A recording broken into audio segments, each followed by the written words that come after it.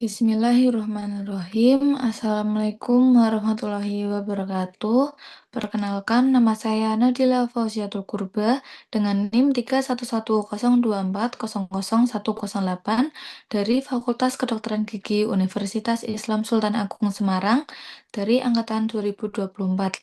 Baik, di sini saya akan melakukan telah jurnal dengan judul jurnal yang sudah saya ambil yaitu Early Life Professional and Layperson Support Reduce for Oral Hygiene Habit in Toddlers, a Prospective Birth Cohort Study, dengan menggunakan beberapa pertanyaan yang sudah disediakan. Selanjutnya yaitu ada identitas dari jurnal. Nama jurnal tersebut itu dari Jurnal Fakultas Kedokteran Gigi, penerbitnya itu MDPI. Judul artikel dari jurnal tersebut yaitu Early Life Professional and Layperson Support Redux for Oral Hygiene Habits in Toddlers, a Prospective Birth Cohort Study. Untuk penulisnya itu ada dua. Yang pertama yaitu Deep Hong Ha dan yang kedua yaitu Lok Yang Do. Untuk jenis artikel dari jurnal tersebut itu termasuk artikel penelitian. Untuk eh, tahun dari jurnal tersebut, dari tahun diterimanya itu di tanggal 23 Agustus 2018 dan disetujuinya jurnal tersebut itu tanggal 5 Oktober 2018 sehingga jurnal tersebut diterbitkan pada tanggal 8 Oktober 2018. Untuk pertanyaan yang pertama, yaitu apa subjek dan objek penelitian dalam jurnal ini?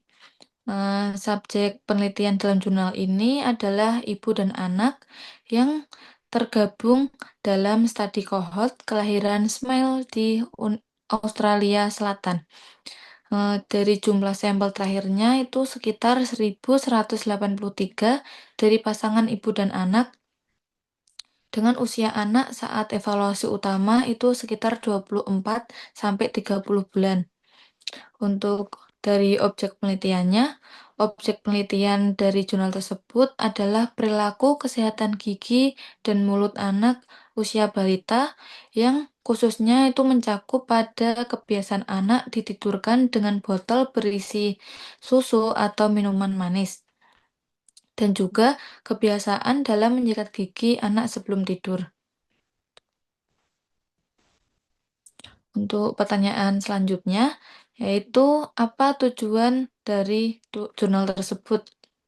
Tujuan utama dari penelitian ini adalah untuk mengevaluasi pengaruh dari kunjungan dini ke tenaga kesehatan untuk mendapatkan nasihat kesehatan gigi dan juga dukungan dari orang sekitar yang diterima ibu terhadap pencegahan perilaku buruk kesehatan gigi dan mulut pada anak balita.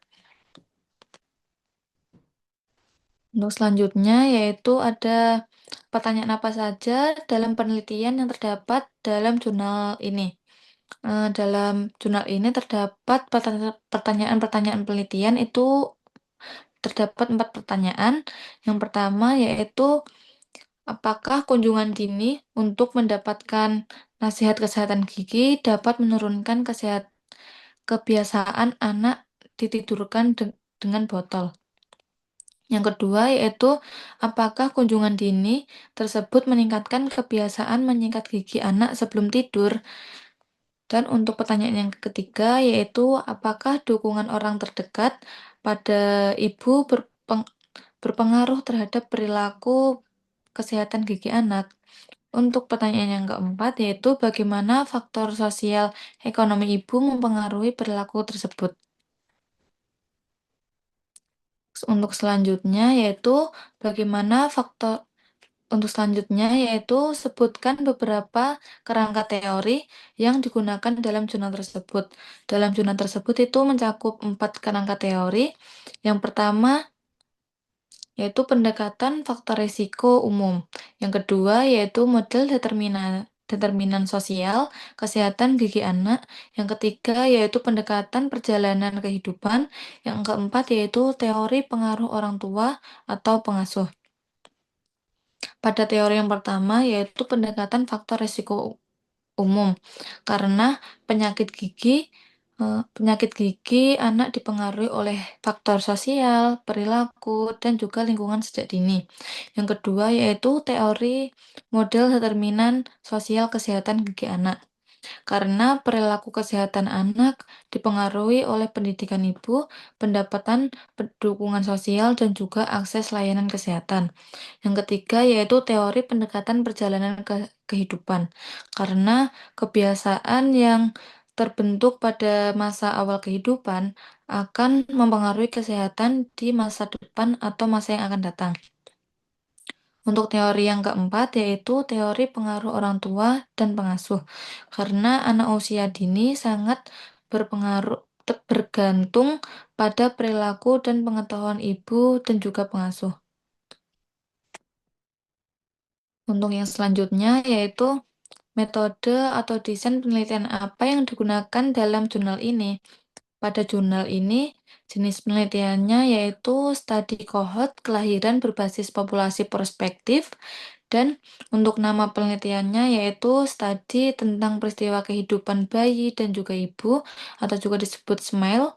Untuk periode penelitiannya itu dari ibu dan anak diikuti sejak lahir hingga anak berusia 24 sampai 30 bulan. Untuk analisis datanya itu menggunakan regresi Poisson multivariat untuk memeriksa hubungan sebab dan akibat. Next, untuk selanjutnya yaitu instrumen penelitian apa yang digunakan dalam jurnal ini. Dalam jurnal ini, instrumen yang digunakan itu seperti kuesioner terstruktur yang diisi oleh ibu pada beberapa tahap usia anak. Tahap usia anaknya itu sekitar 0 sampai 24 bulan. Pada kuesioner ini itu mencakup beberapa isinya itu seperti status sosial ekonomi, riwayat kunjungan kesehatan gigi, dukungan sosial, perilaku menyikat gigi anak, dan juga kebiasaan pemberian botol sebelum tidur. Pada penelitian ini, eh, instrumen datanya itu dapat dikumpulkan melalui wawancara langsung, kuesioner online, kertas, dan juga telepon.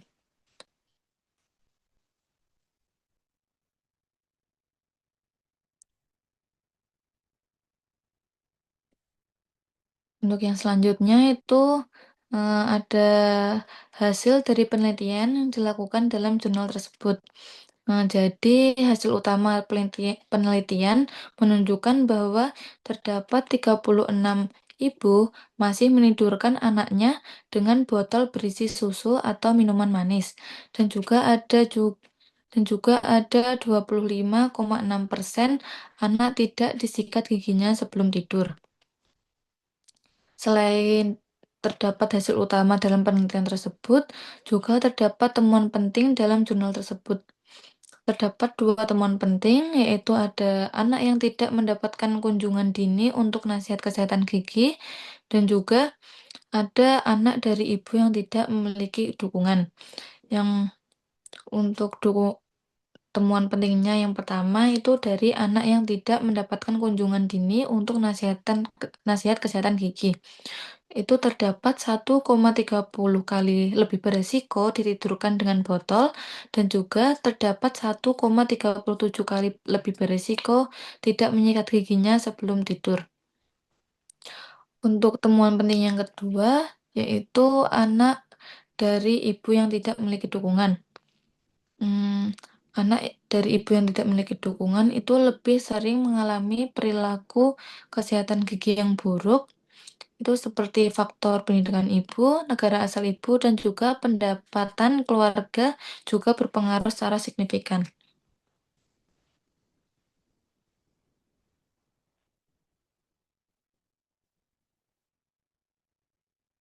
Baik, sekian presentasi dari saya. Apabila ada salah kata dan perbuatan, mohon dimaafkan. Cukup sekian dari saya. Wabillahi taufik walhidayah. Wassalamualaikum warahmatullahi wabarakatuh.